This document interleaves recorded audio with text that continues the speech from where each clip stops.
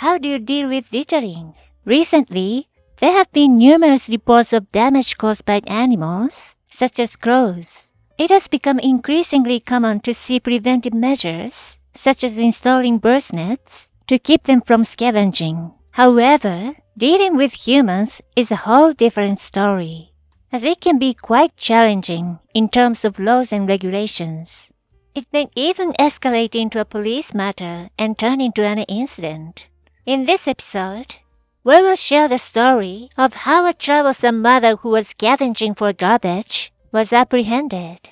I'm Carla. I live with my husband and one child, a 5th grade boy. My husband and I are both in our mid-30s. After returning to work from parental leave, we both resumed our jobs and became dual income, which gave us some financial flexibility. As a result, we purchased a newly built house about 5 years ago. Although we live in the city, it's a relatively peaceful neighborhood with single-family homes. I met husband Guy at a company where we are both working as business partners. Despite having different shopping preferences, we got along well. And he's an outdoor enthusiast. He even said that he was attracted to my charming personality. However, I have a laid-back and sometimes oblivious personality. People often tell me that I'm somewhat airheaded. Just a year ago, a rather beautiful mom moved into a neighborhood near my house. She moved into a house nearby ours. Although we are on the same street, it's neither too close nor too far from our house, about 7 houses down. Her son is the same age as our son Kirk and joined the same class. Since we are neighbors, I took the initiative to approach her and try to befriend her. Hi, I'm Carla. We happen to live in neighboring houses and seem to be of similar ages, so I thought I'd introduce myself. Please don't hesitate to ask me if there's anything you're not sure about. Nice to meet you. I see. Thank you. That helps a lot. My name is Sarah. I'm looking forward to get to know you. She gave off flashy vibes, but was easy to talk to and approachable. We started going out for lunch together twice a month on our days off. However, the longer we hang out, the more her true colors started to show. My son is so active that his clothes get torn easily. That's why it's not easy to buy clothes like yours, Carla. And both of my kids are boys. I see. That must be tough. Your situation's good. You only have one child and he's quiet. So you can save money and indulge in luxuries. I'm envious. She often told me that all the time. Ever since Sarah moved in, this peaceful neighborhood has become a bit noisy. The police started to come around more often at night, and the sirens could be heard frequently. After about 3 months, there was an incident where Sarah had a disagreement with a neighbor at a garbage station located a bit away. 2 police cars arrived, and it was quite noisy. I was peeking from my 2nd floor balcony. It seemed like Sarah was accused of going through large and non-burnable garbage, and I could hear her denying it. The commotion settled after about 30 minutes, but I started to witness ongoing disputes between the neighbors who had been arguing. On another day, I went with Sarah to the elementary school for a parent-teacher conference in the afternoon. Sarah's younger son was causing a disturbance in the classroom, bothering other kids and disrupting the class. Although the teacher scolded him, he responded with curses like, "Shut up, you idiot!" and stormed out of the classroom. Sarah seemed unfazed by the incident. Another teacher was dealing with Sarah's second son, who seemed like an unruly naughty kid. At the end of the class observation, Sarah said, I have something to do, so I'll go ahead and leave now. She said that and left. Is it okay to leave her son in that state? I thought it was strange to have plans on the day of the parent-teacher conference in the first place. Since he was someone else's child, I felt like there was no point in telling Sarah, so I decided not to say anything. Then, another mom next to me spoke up. Carla, the person seems to be friendly with you. but it's better not to get too involved. I've heard some bad rumors. I was warned, but at that time, I had never heard such rumors. Is that so? But she's not a bad person, you know, I replied. I see. If you say so, Carla. That's good enough for me, so don't worry about it. Jane smiled wryly and left. Due to Jane's warning and the recent incident with the police, I became a little wary of Sarah. When it's time for me to leave for work, I often see Sarah dressing up, going out looking fashionable. I wonder a little where she could be going at this time, especially on a weekday. I often saw Sophia, who is known for having many children, playing with Sarah at the time I returned home. I noticed that the clothes worn by Sophia and her children when they were with Sarah looked familiar, so I became a little suspicious. It looks similar to the clothes I was wearing. Even our taste in children's clothing is the same. Could it be that I have the same taste as the person?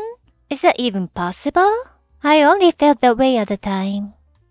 It's quite common for families to switch up their wardrobes with the changing seasons.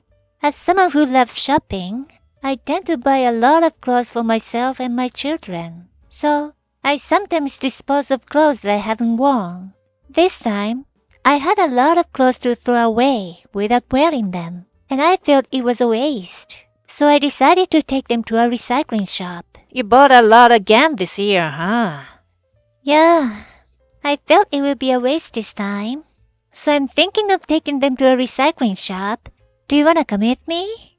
Sure, let's go. A recycling shop? Is this your first time, Kirk? Well, then it's perfect. Let's go check it out. Yay! I packed 2 large bags and headed to the recycling shop in my car. After putting the clothes up for the sale at the recycling shop, the store clerk told me it would take about an hour. So I wandered around the shop. I had thought that with so many new clothes, including some branded items, I could get a good price for them. However, the price offered was only $9. I was dissatisfied with the price, so I decided not to sell them, and instead listed them online. As for the half of the clothes and accessories that I thought wouldn't sell, I bundled them up since it was garbage day the next day. Since there was no space to put the garbage at home, I left it at the front door at night and planned to take it to the garbage station in the morning. However, the next morning, before leaving for work, the garbage was gone. Huh? The garbage that was left here is gone. I thought Guy had taken it out before leaving for work. After a few days had passed. Ding dong, the doorbell rang. Hello? Please wait a moment. Huh? On the intercom monitor was Sarah and Sophia, the mom with many children. The door opened. What's going on? Sarah was holding 2 large garbage bags in her hand. These are clothes I received from you, Kara, but they didn't fit me, so I'm returning them. Huh? Received? I don't remember giving them to her. There were a few things we could use, but most of them didn't fit us. I included a present in return, though. After being told that, I checked the contents. Indeed, there was the garbage that I had put out, but there were also other junk and tattered clothes that I didn't recognize mixed in with them. Okay, see you later. Wait a minute. I tried to follow, but I tripped and fell over the trash that was handed to me, partly because I was wearing sandals. Thud. Ouch! That hurts! What the heck? I tried to regain my composure and follow them again, but Sarah and Sophia were already out of sight. After that, I had to dispose of the garbage they gave me on my own. Were Sarah and Sophia the ones who took the garbage? They're such a nuisance. Shouldn't you call the police in situations like this? Sarah's family had gained a reputation for their troublesome behavior, and it seemed to be getting worse. According to reports, Sarah had a family of 4, but no one had ever seen her husband. While people had seen Sarah living in stylish clothes in the morning, no one knew what she did during the day. Moreover, neighbors frequently observed Sarah returning home in the afternoon with unknown men, who then entered the house with her.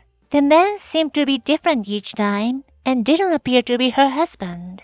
Although Sarah's eldest son was underage, he seemed to be over 16 years old, judging from his ability to ride a motorbike. During the day, he hung out with a large group of delinquents, and it didn't seem like he attended school.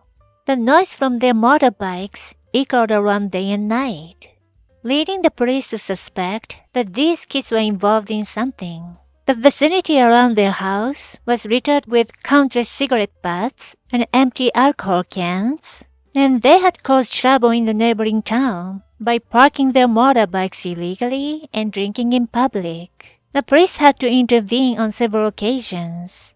I heard from someone that they were already under probationary supervision, but there were rumors that their suspended sentence had been extended. Furthermore, Kirk's classmate, the second son, was also a troublemaker.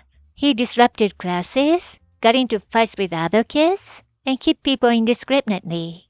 He had caused several instances of trouble, such as throwing stones at neighboring windows, damaging cars with coins, and playing with his elder brother's lighter. When the police visited during the day, Sarah was not at home, and the household was in chaos.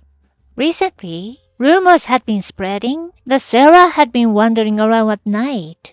A few days after hearing rumors about Sarah, something happened. The day before I was going to dispose of non-burnable garbage, I placed it in front of the entrance as usual. However, this time I was cautious and placed the garbage near the entrance. Then, around midnight, something happened.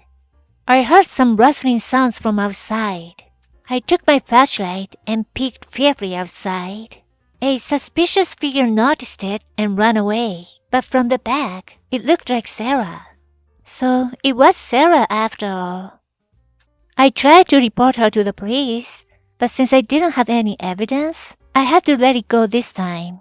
Time passed without any conclusive evidence. It's quite odd that despite all of the trouble and incidents that Sarah has been causing, nobody has been able to catch her in the act with concrete evidence. Could it be possible that she's deliberately changing the location of her crimes to avoid being caught? Today is a weekday. I was planning to use my paid vacation and enjoy my hobbies at home. Lately, I've been really into sculpting.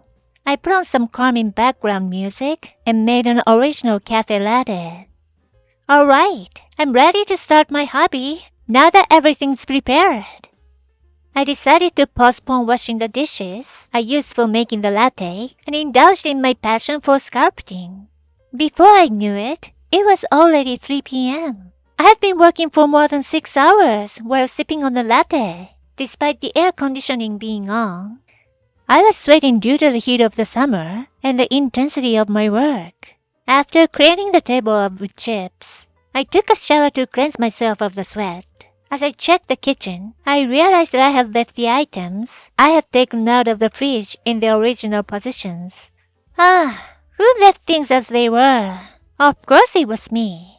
However, I had forgotten the memory due to fatigue. I finished cleaning up everything in the kitchen and took a break on the sofa.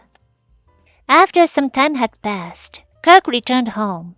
I'm home! Welcome back! Kirk was also sweaty from moving around the school. He took a bath and drank some cold milk. Around 7 p.m., Guy also returned home. I'm home. Hey, where's Kirk? He's here, maybe in his room. It was the usual time for Kirk to watch his favorite cartoons or play games in the living room, but he didn't come. I found it strange, so I went to check on him and found him holed up in the bathroom. Kirk, what's wrong? Can you open the door? After he opened the bathroom door for me, I found Kirk collapsed on the floor, vomiting. He was squatting and leaning against the wall in the bathroom. I hurriedly called Guy. The vomit was a white liquid, like a milk he had drunk after his bath. His clothes and the bathroom mat were a mess. I used the laundry I had just taken in as a rag to wipe it up. Kirk continued to vomit. Let's go to the hospital for now. I brought a plastic bag. Should we change clothes and head to the car? We headed to the emergency room and explained the situation to the caregivers and doctors who accepted us. After the diagnosis, it was determined that Kirk had food poisoning. This was expected from the appearance of the vomited liquid. It was found that the milk Kirk had consumed was contaminated and the cause of the food poisoning.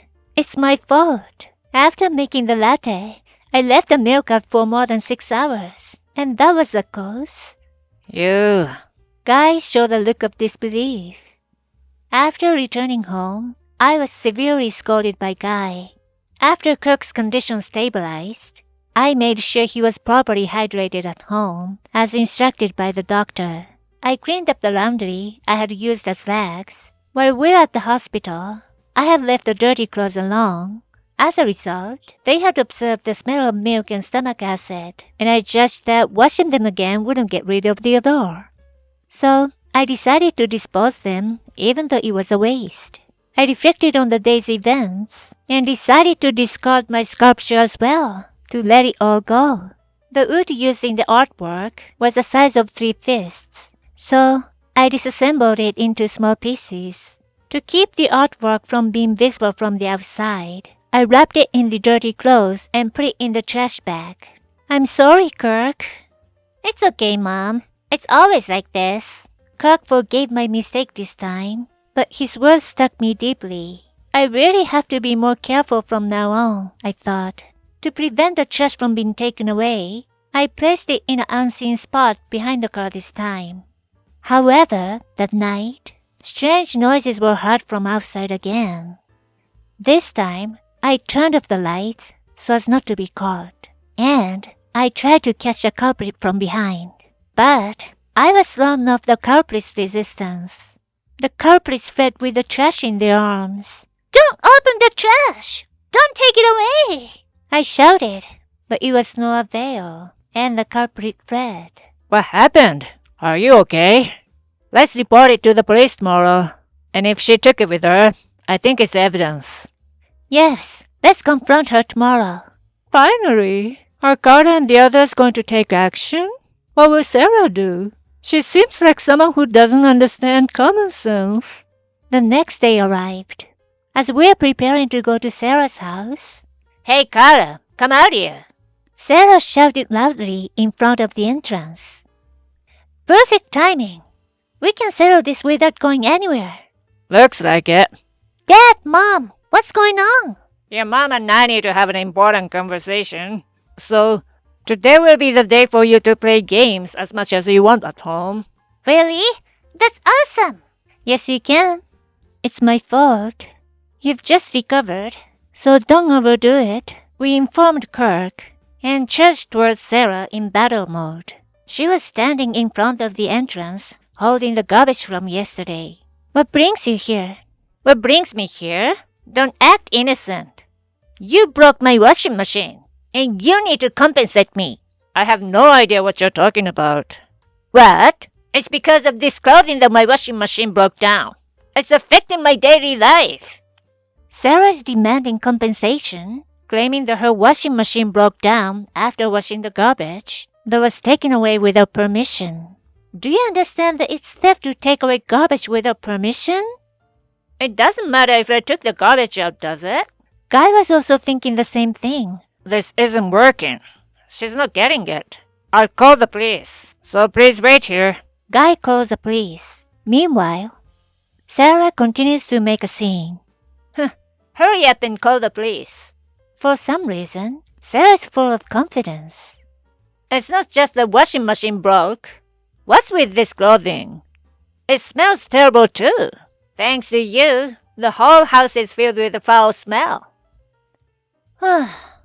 I'm too tired to argue anymore. After about 15 minutes, the police appeared. May I ask about the situation? My washing machine was broken by these people. They refused to compensate me, so please arrest them. The commotion attracted nearby residents. Oh, it's you again. The police officer seemed exasperated. It seems that the police officer has dealt with Sarah's trouble before. Yesterday, this person took the trash out of my house. There's no evidence of that time, but what she has is my personal belongings. She said we should compensate her because she washed the clothes that I put out as trash and broke her washing machine. I see. You can tell if you look. I did nothing wrong. The washing machine is broken. Come to my house. I'll show you the evidence. She continued to shout without making much sense. At this point, she still seemed to be claiming that she did nothing wrong. Well, let me check inside, shall I? The police officer went up to Sarah's house and checked the washing machine, where he found clothes that I had thrown away and sawdust from the sculpture I had dismantled. It stinks! It was likely that the sawdust had been washed into the washing machine, causing the breakdown.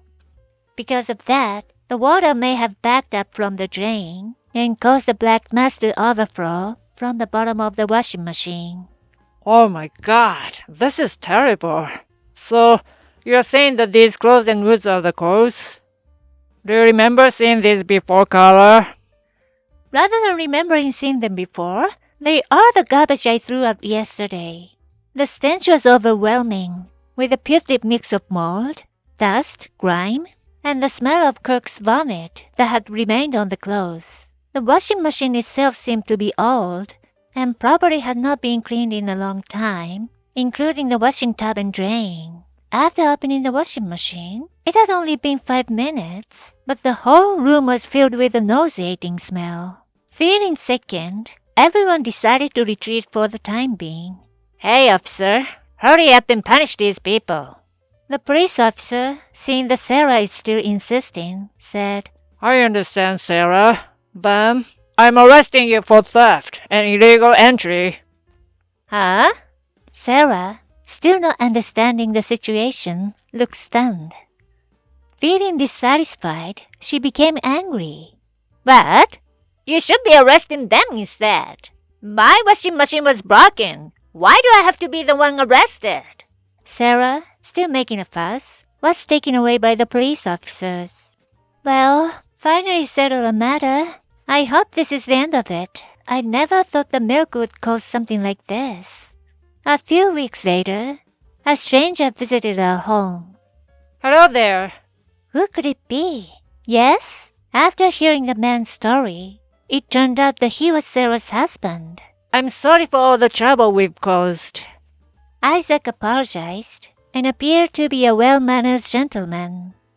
He explained that he was a transferee and had to spend a lot of time away from his family due to a transfer order that came just a few days after they moved.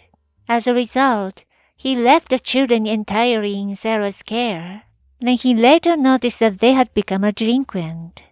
He expressed regret for this and mentioned that he had given Sarah living expenses, which she had spent on playing with her lover. Upon learning this, Isaac decided to divorce her and is currently on leave from work. He mentioned that this was a good opportunity to reassess his future life. I see. Understood. Isaac, you must have had a hard time too. Yes, but more importantly, I apologize for causing you so much trouble. No. You'll have a hard time from now on. So please take care. Afterwards, Sarah's whereabouts were unknown, but she moved away from the area. Peaceful life returned once again. Dealing with individuals who don't comprehend or adhere to social norms can be quite challenging. As human beings, it's essential that we follow the rules of society and possess common sense.